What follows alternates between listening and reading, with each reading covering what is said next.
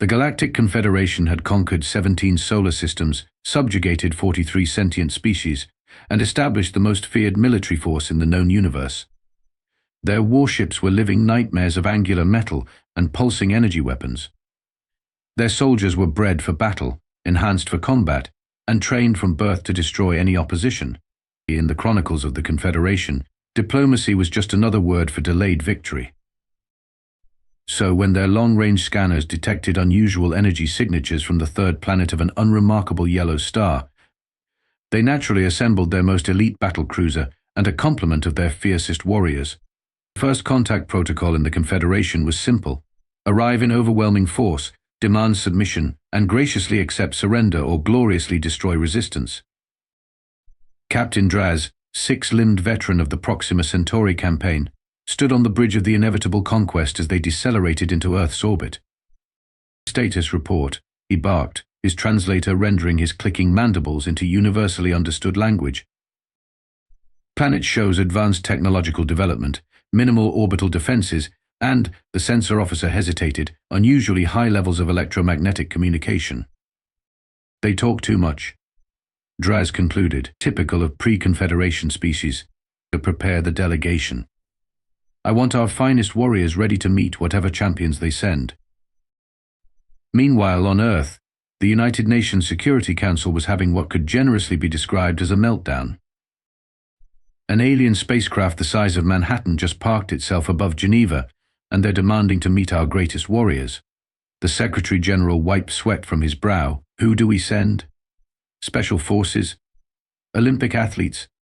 In the back of the room, General Martinez sighed. Sir, I might have someone. Lieutenant Jack Cooper wasn't having a great day even before being told he'd been volunteered to meet an alien invasion force. He was 32, with the weathered face of someone who'd seen too many conflicts and the tired eyes of someone who'd resolved most of them without firing a shot.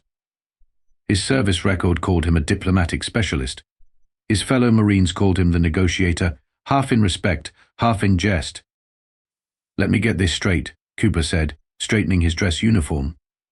Giant alien warship demands to meet our best warriors, and you picked me? General Martinez shrugged. You've talked warlords out of genocide, Cooper. You convinced that terrorist cell in Lagos to surrender by explaining economic theory.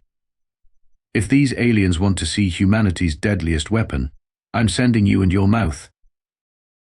The landing site had been hastily established in Central Park. Cooper stood alone on the grass, watching as a shuttlecraft that looked like an angry geometric wasp descended from the mothership. Next to him was a small folding table with bottled water, coffee, and some hastily assembled sandwiches. The craft landed with a hiss of equalizing pressure, and a ramp extended with mechanical precision. Down marched 7 figures that looked like someone had crossed lobsters with Olympic weightlifters and then given them tactical armor. The lead alien, nearly 8 feet tall with gleaming black carapace and 4 arms ending in what appeared to be natural biological weapons, stopped 10 feet from Cooper. I am Commander Krax, First Blade of the Inevitable Conquest. We come representing the Galactic Confederation. The alien's voice emerged from a device at its throat, mechanical but clear. We expected to be met by your planet's greatest warriors. Where are they? Cooper smiled and extended a hand. Lieutenant Jack Cooper, United States Marine Corps. I am what you're looking for. Krax stared at Cooper's outstretched hand, then at Cooper's distinct lack of visible weapons, massive musculature, or battle scars. This is an insult, Krax clicked to his companions. They send a single, unarmed specimen. Cooper lowered his hand. I brought sandwiches and coffee. Thought we might talk before anyone does anything rash. The aliens looked at each other in what Cooper could only interpret as confusion.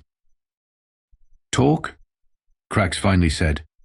The Confederation does not talk during first contact, we establish dominance or accept submission. Yeah, about that. Cooper gestured to the folding table. On Earth, we usually start with introductions, maybe some light refreshments. Dominance discussions are more of a third date thing. The alien delegation stood frozen, their combat programming entirely unprepared for a scenario where the primitive species offered finger foods instead of combat. First contact was officially going wrong, but not in any way the Galactic Confederation's extensive battle manuals had prepared them for. "This is absurd," General Martinez growled, pacing the makeshift command center established in the Metropolitan Museum of Art. The fate of humanity shouldn't rest on Cooper's ability to make small talk with giant space lobsters. Through the live video feed, they watched as Cooper somehow convinced the alien delegation to sit at his ridiculously small folding table. The contrast was almost comical. 7 massive, heavily armed extraterrestrials perched awkwardly on chairs designed for human proportions, with Cooper calmly pouring coffee into paper cups. "Sir," his aide whispered. Cooper's file indicates he once negotiated a ceasefire in Yemen using nothing but a 6-pack of beer and an old episode of Friends. "God help us all," Martinez muttered. At the table, Cooper was discovering that coffee had an unexpected effect on Confederation physiology, something between mild euphoria and enhanced aggression. Commander Crax's mandibles trembled slightly as he finished his 3rd cup. "Your stimulant beverage is acceptable," Crax announced, crushing the paper cup in one clawed appendage. "But you still haven't explained why your planet sent a non-warrior to greet us." Cooper leaned back. "See, that's where we're having a cultural misunderstanding. I am one of our warriors. United States Marines, we're kind of a big deal around here." "You have no visible weapons," one of the other aliens, introduced as Combat Specialist Vrek, observed suspiciously. "Oh, I'm armed," Cooper tapped his temple, "just not in the way you're thinking." Before Crax could respond, a communication alert sounded from his armor. The alien commander stood abruptly, knocking over the folding table. "The High Command wishes to speak directly with Earth's representatives," Crax announced. "They are curious about your unusual approach to first contact." 4 hours later, Cooper found himself aboard the inevitable Conquest, surrounded by aliens who looked like they ate Marines like him for breakfast. The ship's interior was all sharp angles and uncomfortable lighting, designed for intimidation rather than hospitality. "So this is how I die," Cooper muttered to himself as he was escorted into what appeared to be a conference room, though the chairs looked more like torture devices. The Supreme Commander of the Confederation fleet was even larger than Crax, with a carapace so dark it seemed to absorb light. An array of medals, and what Cooper assumed were battle trophies adorned its armor. "I am Supreme Commander Zoth," the massive alien announced. "Our scans indicate your planet controls only negligible territory in this solar system. The 4th planet and the asteroid belt contain valuable resources. We claim them under Confederation law." Cooper blinked. "Mars and the asteroid belt? Folks back home might have something to say about that. Your species has no established presence there," Zoth clicked dismissively. "Under Confederation law, this gives us right of conquest."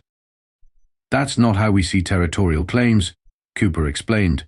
"We've already sent exploratory missions to Mars, established research bases. We consider it part of our solar system." Zoth's mandibles clicked rapidly, the alien equivalent of a derisive laugh. "And how would you enforce this claim? Your technology is primitive. Your weapons would not penetrate even our most basic defenses." Cooper smiled thinly. "Commander, where I come from, we have a saying, possession is 9/10 of the law, but lawyers are the other 10th.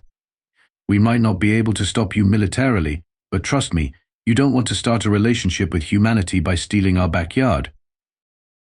The alien commanders exchanged confused clicks and gestures. "Is this a threat?" Crax demanded. "No," Cooper said calmly. "It's an invitation to negotiate something mutually beneficial instead of creating an enemy you don't need. Why fight for something when we could potentially share it?" The concept of negotiating rather than conquering seemed to physically pain the Confederation representatives.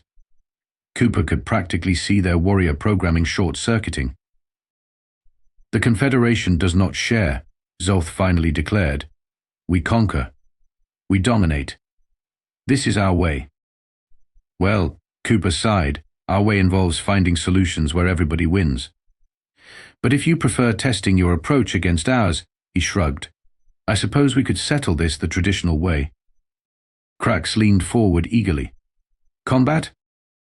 "I was thinking more like a series of challenges," Cooper said, improvising rapidly, to compare our different approaches.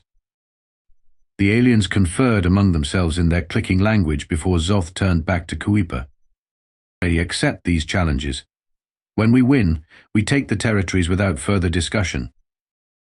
Cooper nodded solemnly, mentally calculating how long he could string this out before someone realized he was making everything up as he went along. Excellent. Let the trials begin. The first challenge was established in a cleared section of Central Park, with hastily constructed barriers keeping curious New Yorkers at a safe distance. News helicopters circled overhead, broadcasting the bizarre spectacle worldwide.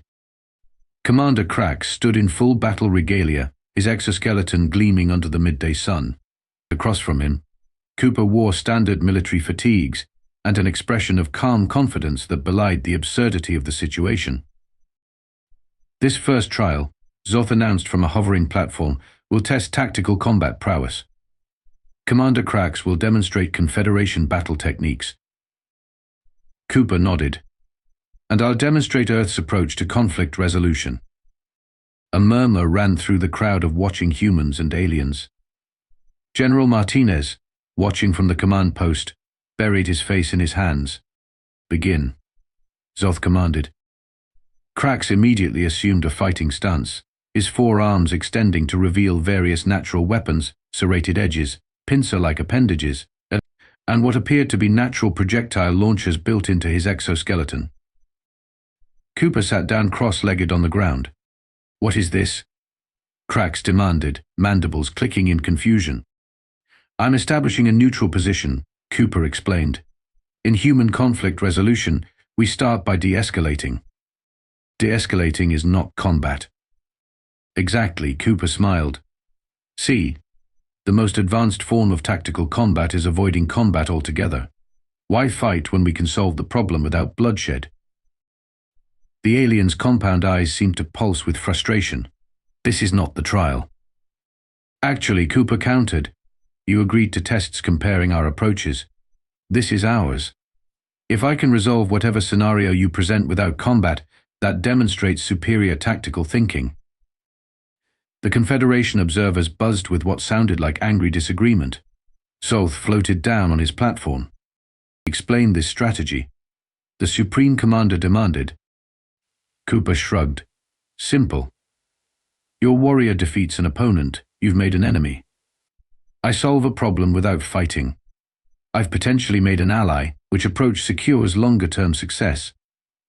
The aliens conferred among themselves in their clicking language. Cooper caught General Martinez's eye across the field and gave a subtle thumbs up that he absolutely did not feel. Finally, Zoth turned back to Cooper. We will proceed with a modified trial. Krax will present a tactical scenario. If you can resolve it to our satisfaction without combat, we will consider your approach. The scenario Krax presented was deceptively simple. Two Confederation colony worlds disputed a valuable moon rich in resources. Both had valid claims. How would Cooper resolve it? Trade agreements. Cooper said immediately. One colony mines the resources, the other processes them. Share technology. Split the profits. Both sides gain more than they would fighting over it. Unacceptable. Krax clicked. The stronger colony should take the moon. And start a war. Waste resources on fighting instead of mining. Create a permanent enemy at your borders? Cooper shook his head. Our approach is mathematically superior. More resources extracted, lower costs, higher security. The alien delegation buzzed with what sounded like disagreement, but Cooper noticed a few seemed to be calculating something on devices built into their armor. The humans' resource projection models are compelling, one of the aliens finally admitted. Irrelevant. Krax snapped. Strength determines right. Then you're leaving value on the table, Cooper countered, and that's just bad business. To everyone's surprise, an older alien with battle-scarred carapace clicked forward. The human's approach resembles the mutual benefit doctrine from our own ancient history, before the warrior reformation. It was effective. A ripple of something like scandal passed through the alien ranks. Cooper hid his smile. He'd found a crack in their unified front. The second challenge involved a simulated territorial incursion. The third, resource allocation during a famine. Each time, cracks presented scenarios designed for combat solutions. Each time, Cooper responded with trade agreements, mutual defense pacts, or technological exchanges. By the fourth challenge, some of the younger Confederation officers were openly taking notes on Cooper's methods. This is not how these trials were meant to proceed. Cracks complained to Zoth after Cooper suggested resolving a border dispute with a cultural exchange program. And yet, Zoth replied thoughtfully, the human solutions produce statistically superior outcomes in the simulation models. Furious. The final challenge was direct, a disputed mining asteroid with unique minerals needed by both Earth and the Confederation. Simple, Cooper said. We establish a joint mining operation. Earth provides the mining technology. We're quite good at extracting resources from asteroids in theory, though we haven't scaled up yet. You provide transportation and security. We split the take 50-50. And why would we agree to this when we could take it all? Cracks demanded. Because we can offer something you need more than those minerals, Cooper smiled. The coffee. Our stimulant beverages. I've noticed how much your troops enjoy them. The alien delegation went very still. You would trade this coffee for mining rights? Zoth asked slowly. We could establish quite a profitable trade relationship. Cooper nodded. Coffee, chocolate, various Earth delicacies in exchange for technology sharing and respect for our territorial claims. The Confederation representatives huddled together in intense discussion. Cooper could make out words like stimulant dependency and morale enhancement amid the clicking. When they turned back, even Cracks seemed resigned. We will consider a joint mining operation and trade agreement.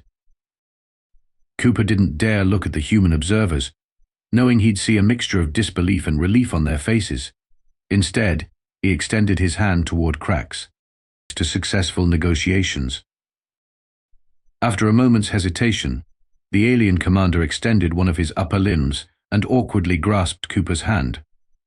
To negotiations, Cracks replied, sounding like the word was unfamiliar in his mouth. The temporary embassy established for the Confederation delegation was a hastily repurposed hotel near the United Nations. Cooper had been officially assigned as Earth's primary liaison, much to his ongoing dismay and the military's bewilderment. They specifically requested you, General Martinez had explained with a shrug. Apparently, you've made quite an impression. That impression was being tested on day 3 of negotiations when all 7 of Cracks's communication devices activated simultaneously, filling the conference room with urgent clicking and electronic warbles. What's happening? Cooper asked, watching as the aliens abandoned their surprisingly enthusiastic examination of Earth's various coffee varieties. Cracks's mandibles quivered with what Cooper had learned to recognize as concern. We are receiving a priority alert from the Confederation fleet. An enemy force has been detected entering this solar system. Enemy? Cooper stood up. I thought you guys were the biggest bullies in the galaxy. The swarm is not part of the galaxy as you understand it, Cracks replied grimly. They emerge from uncharted space, consume all resources, and disappear again. They have destroyed 3 Confederation worlds in the past decade. Within hours, the situation had escalated from diplomatic negotiations to existential crisis. The swarm, as the aliens called them, had already bypassed the outer planets and were accelerating toward the asteroid belt, directly toward the disputed mining territories. In the hastily established Joint Command Center, Supreme Commander Zoth displayed holographic images of the approaching threat. The sworn ships resembled organic masses more than constructed vessels, pulsing and undulating as they moved. We have faced them before, Zoth explained. The conventional weapons are ineffective. Their ships absorb energy and regenerate damage. They do not communicate or negotiate. So what's the plan? Cooper asked, studying the tactical displays. We will engage them at the asteroid belt with our battle fleet, Cracks announced. It is the only option. Cooper frowned. Your reports show that didn't work the last 3 times. We have no alternative. Zoth clicked irritably. The Confederation protocols for swarm encounters are clear. Engage with maximum force until victory or destruction. That's a terrible protocol, Cooper muttered. When the aliens turned to him with what he interpreted as offended expressions, he raised his hands defensively. Just saying, if something hasn't worked multiple times, maybe try something different. Such as? Krax challenged. Cooper studied the displays again. These swarm things, they consume resources, right? What exactly are they after? They appear particularly attracted to certain rare minerals and radioactive elements, one of the alien scientists explained. Cooper scratched his chin. And if we could offer them a better buffet somewhere else? The alien commanders exchanged confused clicks. Explain, Zoth demanded. Instead of fighting them for the asteroid belt, what if we redirect them? Set up a more attractive target somewhere safer. Cooper gestured to the outer system. Neptune has some unusual compounds in its atmosphere. If these things are resource-hungry, could we make Neptune look like an all-you-can-eat special? The Confederation scientists clicked rapidly among themselves, their appendages moving over calculation devices. Theoretically possible, the lead scientist finally admitted. But we have no technology capable of modifying planetary signatures on that scale. No, Cooper agreed, but we don't need to actually change Neptune. We just need to make it look changed from a distance. He turned to the human representatives. What about those atmospheric satellites we were developing? The ones designed to reflect sunlight to counter global warming? General Martinez's eyes widened. Project Sunshield, those are prototypes, not even fully tested. But they can reflect and amplify specific wavelengths, right? If we repurpose them to mimic the signature of whatever these swarm things find delicious. For the next 12 hours, human and alien scientists worked feverishly to modify Earth's experimental satellites. The Confederation provided data on swarm feeding patterns, while human engineers reconfigured the reflective surfaces to broadcast false resource signatures. This plan is unauthorized by Confederation High Command, Krax noted as they prepared to deploy the modified satellites around Neptune. It contradicts all established protocols. Yeah, well, Cooper shrugged. Established protocols have a pretty poor track record against these things. If this fails, Zoth added grimly, both our species will face extinction. Cooper patted the massive alien awkwardly on what he hoped was a shoulder equivalent. That's the spirit. The deployment of the modified satellites around Neptune proceeded with tense expectation. Earth's entire supply of experimental atmospheric reflectors, all 17 of them, had been hastily repurposed and launched toward the outer planet on Confederation transport ships. In the Joint Command Center, human and alien personnel monitored the approaching swarm with growing apprehension. The organic-looking vessels had already begun dissecting the outer asteroids, absorbing their materials with disturbing efficiency. Satellites reaching final positions announced a human technician. Activation in 3, 2, 1. On the tactical display, Neptune suddenly flared with an artificial signature that, according to Confederation data, should appear like an irresistible feast to the resource-hungry swarm. Now we wait, Cooper said, unconsciously drumming his fingers on the console. Krax's mandibles clicked softly. Your species places great faith in deception rather than direct confrontation. We call it working smarter, not harder, Cooper replied. You've got us beat on military hardware, but humans have been outsmarting stronger opponents since we figured out pointy sticks were better than bare hands. Hours passed with no change in the swarm's trajectory. The tension in the command center grew palpable. Confederation officers clicked urgently among themselves, while human officials made quiet phone calls about evacuation contingencies. It's not working, Zoth finally declared. The swarm continues to advance through the asteroid belt. We must revert to standard protocols and engage them directly. Cooper studied the tactical display, frowning. Wait. Look at their pattern. The lead vessels are still heading inward, but the ones at the rear of their formation are showing course deviations. The alien scientists confirmed Cooper's observation. The swarm wasn't responding as a unified force. Some vessels were beginning to alter course toward Neptune, while others continued their approach. They're splitting up? Krax seemed confused. This is unprecedented. They've never been presented with competing food sources before, Cooper reasoned. We're confusing them. He turned to the communications officer. Can we increase the signal strength from Neptune? Not with the current configuration, the Confederation technician replied. Cooper thought for a moment, then smiled. What if we make the asteroids look less appetizing? Explain, Zoth demanded. The Confederation fleet has energy weapons, right? If you fire them at specific asteroids, not to destroy them, but to change their surface composition through targeted heating. What followed was a bizarre ballet of Confederation warships systematically cooking selected asteroids to alter their mineral signatures, while the modified satellites amplified Neptune's false resource profile. To human and alien observers alike, it looked like madness, military vessels firing precision weapons at rocks while deliberately avoiding the actual enemy. Your approach is unconventional, Krax noted, watching the tactical display as more swarm vessels began altering course toward Neptune.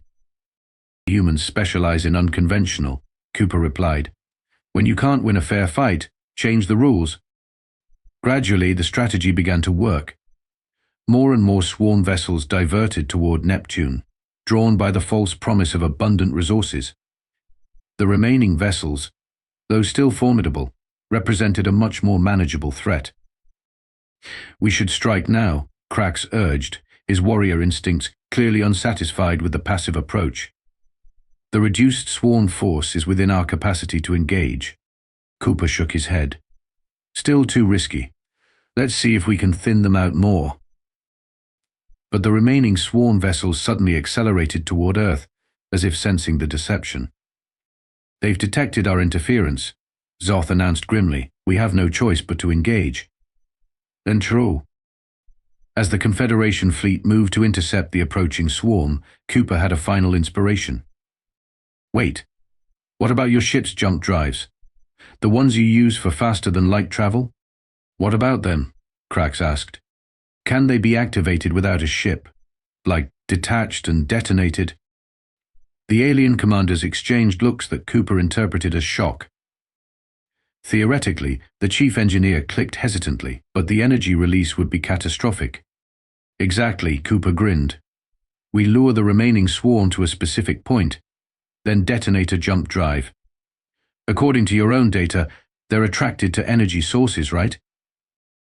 What followed was a hastily assembled plan that violated at least 15 Confederation safety protocols and probably several laws of physics.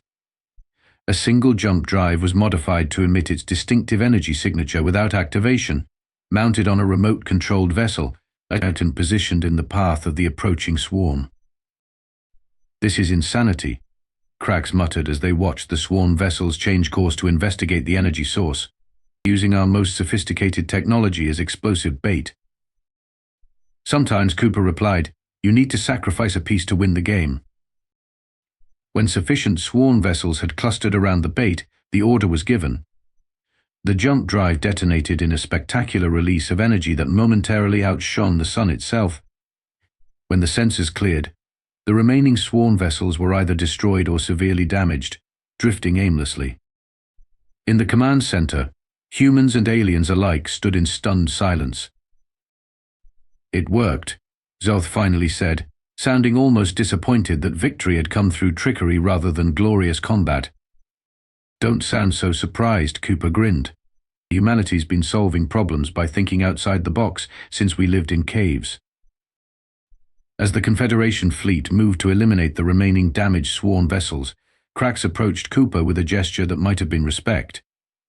Your species lacks physical capabilities, advanced technology, and proper military protocols, the alien commander noted. And yet, you may be the most dangerous beings we have encountered. We prefer resourceful to dangerous, Cooper replied. But yeah, underestimating humans is generally a bad idea. 6 weeks after the swarm incident, the Confederation High Command arrived in Earth orbit aboard a vessel that made the inevitable conquest look like a rowboat. The massive ship, aptly named Undeniable Authority, Cast a shadow over Manhattan as dignitaries from both species gathered for the formal signing of what was being called the Sol System Accords.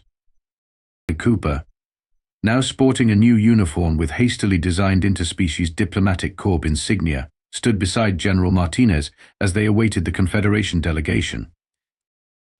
"You know," Martinez muttered, "when I assigned you to this, I was half expecting you'd get eaten." "Honestly, sir, so was I," Cooper admitted. "Turns out space lobsters appreciate a good conversation more than they let on." The Confederation representatives entered with their customary military precision, Supreme Commander Zoth leading, followed by Krax and several high-ranking officials Cooper hadn't met before. They still looked intimidating with their battle-scarred carapaces and natural weapons. But something had changed. Their postures seemed less aggressive, more measured. The formal ceremony proceeded with speeches from both sides, most of which Cooper tuned out while maintaining a diplomatic smile. The real work had been done in the preceding weeks, establishing joint governance of the asteroid belt, sharing technology, and creating protocols for handling future threats. What caught Cooper's attention was the final statement from the Confederation's Grand Hierarch, a massive being with a carapace so ancient it had faded from black to a deep purple. For 10,000 cycles. The Hierarch's translator device intoned, "The Confederation has expanded through strength of arms and purity of combat doctrine. Today, we acknowledge that other paths exist. The human approach to conflict, this negotiation and lateral thinking, has proven effective where traditional methods failed. Therefore, we announce the establishment of a new division within our forces, the Strategic Adaptation Corps, dedicated to exploring non-combat solutions." Cooper nearly choked on his ceremonial champagne. Next to him, General Martinez whispered, "You've created a diplomatic corps for a warrior species. God help the galaxy." After the ceremony, Cooper found himself in what the aliens had intended as a relaxation space aboard their vessel, though the harsh lighting and angular furniture suggested they still had much to learn about comfort. Commander Krax approached, carrying what appeared to be a datapad. "Lieutenant Cooper," the alien acknowledged, "I have been assigned as primary liaison to your world and instructed to study human negotiation techniques." "Call me Jack," Cooper replied, "and congratulations on the new assignment. It is not a prestigious posting by Confederation standards," Krax admitted. "Many view diplomatic functions as beneath warrior status." Cooper smiled. "Give it time. I suspect your perspective on what constitutes strength is about to evolve." "Perhaps," Krax conceded. "Your species has already influenced Confederation thinking in unexpected ways. Our scientists are now studying human history, particularly your military conflicts. Find anything interesting? Your Napoleon Bonaparte, your Genghis Khan, your Alexander. They won as many victories through strategic thinking as through direct combat." Krax's mandibles clicked thoughtfully. "And this concept of bluffing in your poker games is particularly fascinating." Cooper tried not to laugh at the image of giant space lobsters playing Texas Hold'em. Strategy takes many forms.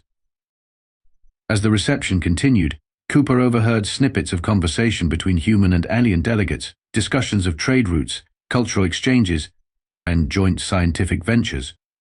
What had begun as a potential invasion had transformed into something resembling actual diplomacy. Later, as Cooper prepared to return to Earth, Zoth intercepted him near the shuttle bay. "Lieutenant," the Supreme Commander's translator device conveyed, "before you depart, I must satisfy my curiosity. When we first arrived, prepared for combat, was Earth truly defenseless?" Cooper smiled enigmatically. "Let's just say we had options. Your species had hidden weapons. Secret technology?" "In a manner of speaking," Cooper replied. "Humanity's greatest weapon has always been up here." He tapped his temple. "We survive because we adapt. We win because we change the game when we can't win by the existing rules." Zoth considered this. A concerning methodology. Unpredictable opponents are the most dangerous. Exactly why it's better to be allies, Cooper extended his hand to continued peaceful relations. After a moment's hesitation, the massive alien commander reached out one of his upper limbs and carefully shook Cooper's hand. Indeed, Zoth agreed. The Confederation has conquered many worlds, Lieutenant Cooper, but I suspect attempting to conquer Earth would have been uniquely problematic. As Cooper boarded the shuttle back to Earth, he glanced at a message on his phone. His reassignment to head the newly formed Interstellar Diplomatic Service was now official. He laughed softly to himself. 6 weeks ago, he'd been a Marine with an unusual skill set. Now he was Earth's premier alien negotiator. Life took strange turns sometimes. In the Confederation flagship above, Krax watched the human shuttle depart and turned to his subordinate. In compilation of all human diplomatic and negotiation techniques. If their approach defeated the swarm where our weapons failed, we must understand this methodology. The junior officer clicked hesitantly. Commander, I've been studying their information networks. You should know, humans have thousands of different approaches to negotiation. Some directly contradict others. Their methods are wildly inconsistent. Inconsistent? Krax's mandibles clicked in confusion. How can inconsistent methods be effective? That, said a human cultural attaché who overheard the exchange, is humanity's real secret weapon. We don't follow a single doctrine. We innovate. We contradict ourselves. We try things that shouldn't work but sometimes do. It makes us unpredictable. Krax's compound eyes seemed to narrow in what might have been respect or concern. Humanity, he clicked softly, truly is a terrifying species. We prefer creative. The attaché replied with a smile, but yeah, underestimating us is generally a bad idea. As the Confederation ships departed Earth orbit the following day, their communication channels buzzed with a new phrase being exchanged among the alien ranks, a human expression that seemed to capture their revised assessment of their new allies.